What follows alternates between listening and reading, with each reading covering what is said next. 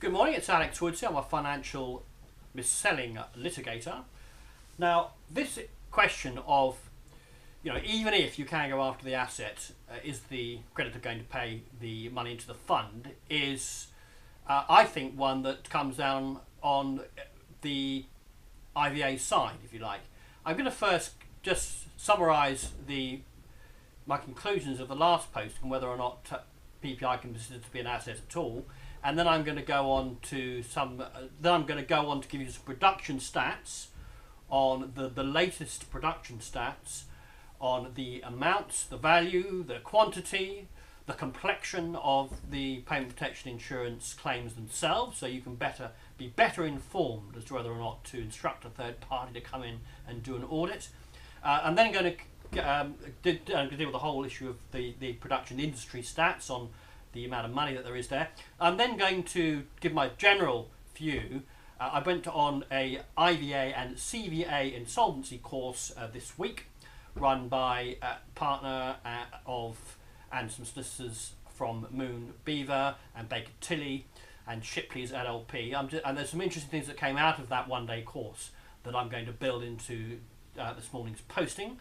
So, and then I'm going to go into the detail of the guidance note, because obviously this series is all about looking at sort of the best practice in terms of going forward as a small and medium-sized insolvency practitioner to address the issue of financial mis-selling, not just PPI, but financial mis-selling within insolvency.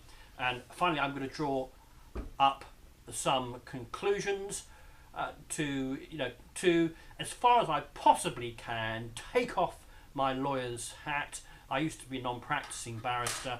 Take off that hat as well. Be wearing virtually bald from the point of view of giving you my hardcore conclusions on how to deal with payment protection insurance in insolvency. So there it is. First things first. Right, so the production stats. Now, the first thing to say is that there is, and there has been for the last over 2 years now, at least at the time which I've been practicing in this area, a stat which always considered to be industry standard and reasonably reliable insofar as this is industry, of 3.2 PPI claims per IVA of an average value of £1,800. So that's one source of data. The other source is anecdotal. As I've travelled through the industry over the past 2 years, I have amassed some knowledge in terms of anecdotes about the sort of results that other companies, other law firms, other claims management companies are achieving.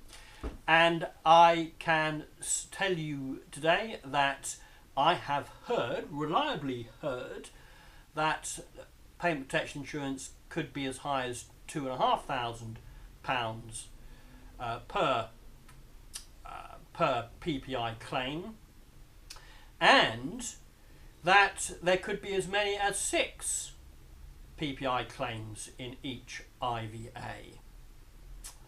And the gentleman I was talking to at the time actually turned to his production manager and said, what are we achieving at the moment? And relayed that information to me down the telephone line.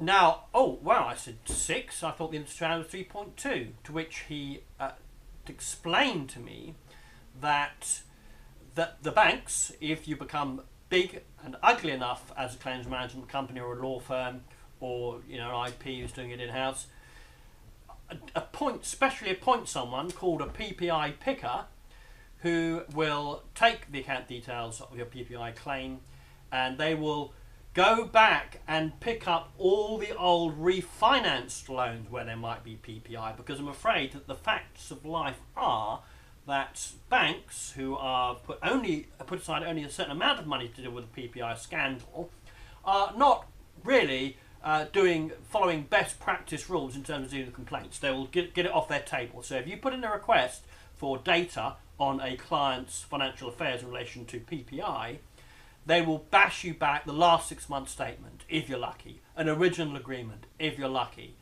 They might not send you, in response to your Data Protection Act request or your CCA request, the entire history and the entire data that they hold on that client. They've got different departments: a DPA department, a CCA department, a complaints department. So that's the way he explained to me why it was a key part of being able to realise larger quantities of payment protection insurance in IVAs was to have the bank appoint your very own John Smith Limited PPI picker within the bank, who is going to do your work for you, run around and give you shed loads of cash to pay into the IVA. You know, as I'm saying it, I'm not so convinced about this sort of mythical PPI picker character, but certainly there are old loans that refinance loans where, when I've seen, particularly in credit cards, it's quite difficult sometimes to identify the existence of payment protection insurance, as they've often been cancelled sometime in the past, so they don't appear on the bank's list when they respond to your request for the original agreement and recent statements. Or simply you write a letter. If you're doing it in-house, you write a letter to the bank saying, we believe that the debtor was missed on payment protection insurance, please furnish us with details. And they will probably furnish you with details of, you know, existing current payment protection insurance policies. So that's that stat. The other stat is the stat that the law firm that I'm working with has produced, and it's also corroborated by stats that have been produced by the law firm I previously worked with and set up a PPI and insolvency unit at. We're running 350 IVAs, another 300 odd completed IVAs at the old firm, and we're probably doing around about the same amount plus some bankruptcies at the new firm. So the stats are basically 2,500 is the value of our current average value of a PPI claim. The quantity is bizarrely around the 3.2 mark, a third. And the other interesting stat, and which the stat which relates to this posting this morning, is that the set-off figures are around the 29%. 29%. So that is 29% of creditors were raising the ugly spectre of set-off in response to in response to a successful claim for payment protection insurance. So those are the stats. So I'm going to move on to general principles in relation to the issue of set-off before I come on to the nitty-gritty of the guidance note. So I refer again to SIP 3 and to my views over the past few months, in which I've been posting here and also posting and corresponding on LinkedIn. Ultimately, I believe that you simply take a fair and equitable view, bearing in mind balancing the interests of the creditor and the debtor in relation to the issue of the payment protection insurance. And you seek, sort of as a yardstick, as a broad point of principle before you come on to the details of the individual proposal or any other exceptions, because it was under R3, you use that principle first and foremost in tandem with the principle that no one creditor should be preferred within the IVA. And I think if you apply that principle, kind of with half a mind on the exceptions, which I'll come on to, you can't go far wrong. Bit of common sense added into the mix as well. And now SIP 3, which everyone I'm sure is quite familiar, you have an overriding duty to ensure a fair balance between the interests of the company, debtor and the creditors. And I also note that the compliance blogspot, compliance on call people feel kind of the same way about set-off, that in principle it shouldn't be deployed by creditors. And lastly, I would say that as a result of this course I did on Tuesday, one of the most sort of fundamentally interesting things that came out of it for me, who's still learning about the way an IVA and the way CVAs work, is that both in the morning session done by a solicitor and an insolvency practitioner from Baker Tilly and Moon Beaver, and in the afternoon session, two separate solicitor and IP, they said, look, an IVA or a CVA is not like bankruptcy. Okay, it's part of the Insolvency Act, but it's a small part of the Insolvency Act. And when it comes down to it, it is simply an arrangement that a debtor is proposing to creditors to, composition and satisfaction of what is owed, or a scheme of arrangement. That is what it is. It's kind of like a contract. It's not related to statute, to the strict and technical rules of bankruptcy. It's an agreement, and it's a way of avoiding bankruptcy.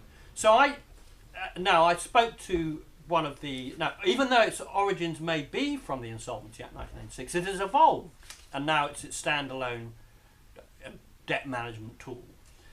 And I spoke to one of the partner, in fact, in the afternoon about this issue, who was involved with the guidance notes themselves, and he agreed with me too, because I've always felt that I don't have the depth of experience that some counsel and some IPs have in this sector, but in a way I have the advantage of coming across the thing afresh for the first time.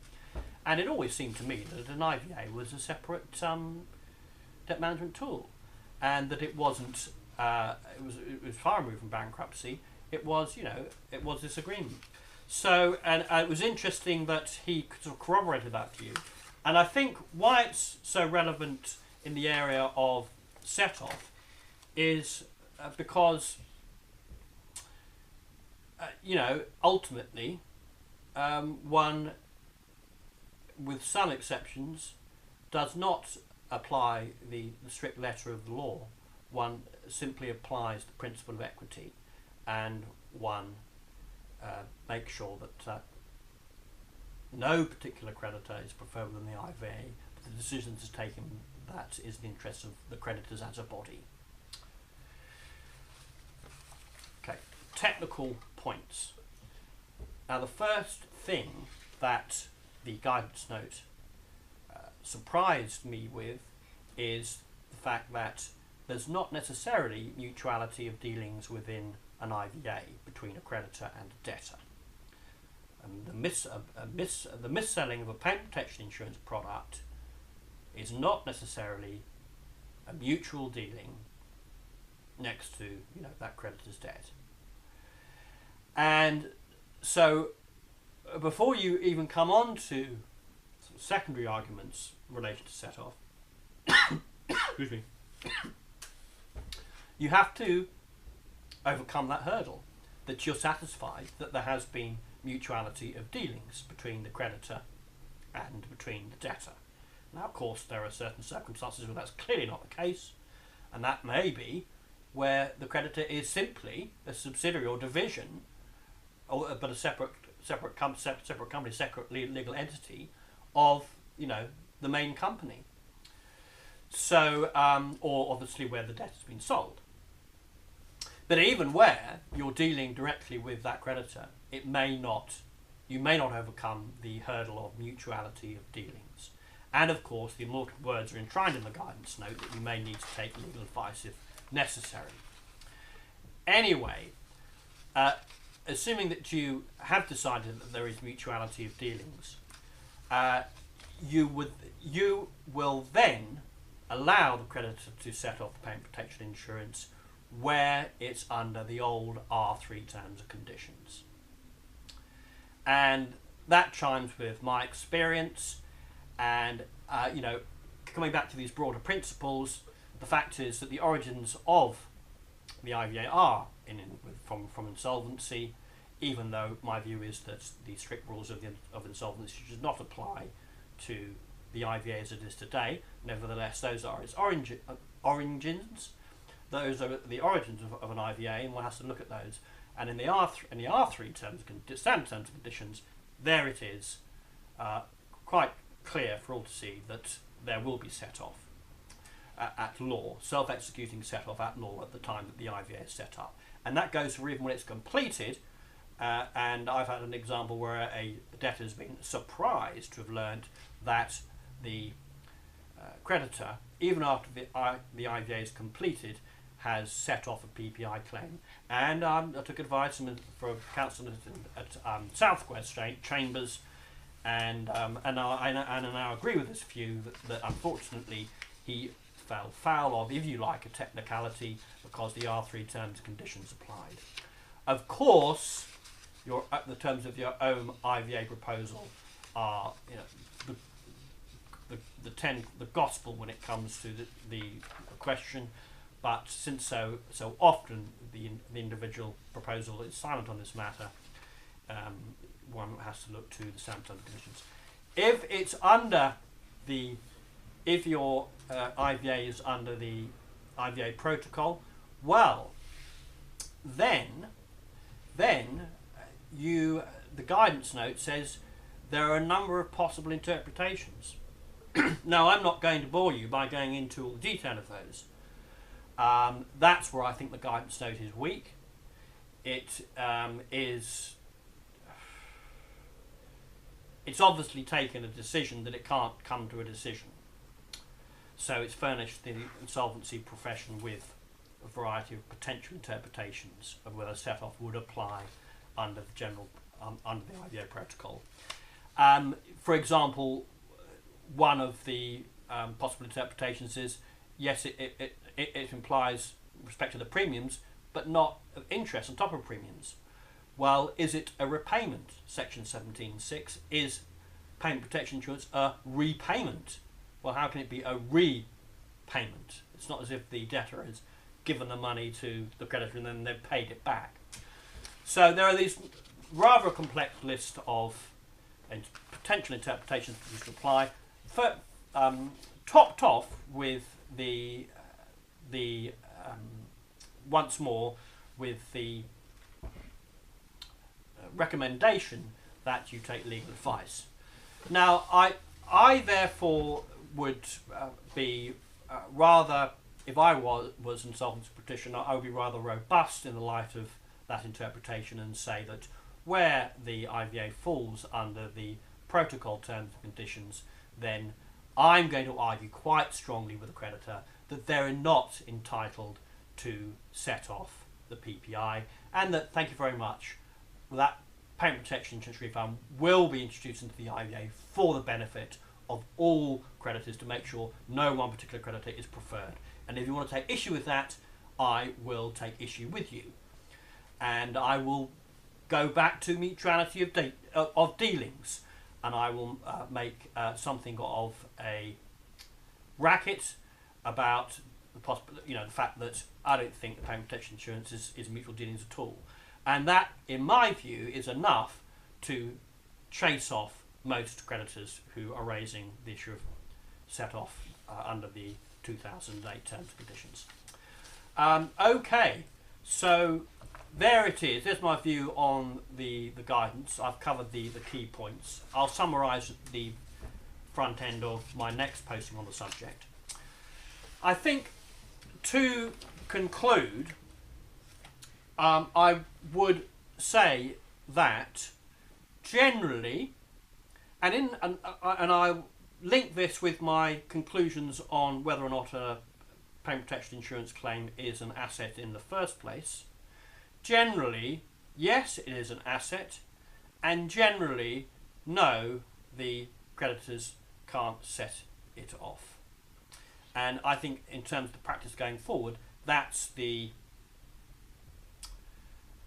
be one's strategy, that should be one's sort of default position in addressing the issue of PPI, whether you're running it in-house, whether you're using a claims management company, or whether you are using a law firm. I would say that the exceptions to this are where there is clearly a clause in the individual IVA proposal, and hopefully one can ascertain that pretty quickly. On a lot of occasions, unfortunately, creditors have got modifications or have got clauses into the IVA that have addressed set off, have addressed PPI and allowed them to set off. And I think where that's the case, tough, you have to apply the strict letter of the law. And I think where it's under the 2004 terms and conditions, tough, you have to apply the strict letter of the law. There will be self-executing set-off at law at the time the IVA is set up. So I hope that addresses the issue of set-off within, as far as the guidance note is concerned. Just have a quick look across my papers to make sure there isn't anything that I've missed that I wanted to bring to your attention. I will just conclude with, I forgot to mention at the beginning of the posting that one of the the lawyers I spoke to at the insolvency day on Tuesday did say that most insolvency practitioners were, if not all, or most were processing PPI in bankruptcy. I haven't majored on bankruptcy because it's a lot clearer, but that in the case of IVAs, some insolvency practitioners felt that it was unclear as to whether or not the PPI was an asset that could be included within the IVA. And if we go back to this general sort of principle that an IVA is something different from bankruptcy, something quite different from bankruptcy, and is a voluntary arrangement, then it may be that it's not even been included within the IVA in the first place. There's an area of doubt, which has meant that in her experience, some insolvency practitioners have simply decided that that was sufficient reason not to address the issue of payment protection insurance in IVAs. And I think, I've come back to my conclusions of a previous posting, my post-conclusion conclusion, that, having heard everything that you've heard today, having tested the guidance note, me personally having spoken to a battery of insolvency practitioners and lawyers, well, 4 of them on Tuesday, that at the very least you would be wise to instruct a third party, a cost which you could take from the fund, to do at least an audit. Okay, thank you very much. I hope that's been of value, and who knows, one day someone will drop a comment at the bottom of one of these video bulletins. But for now, until next time, until the next question, I'm signing off.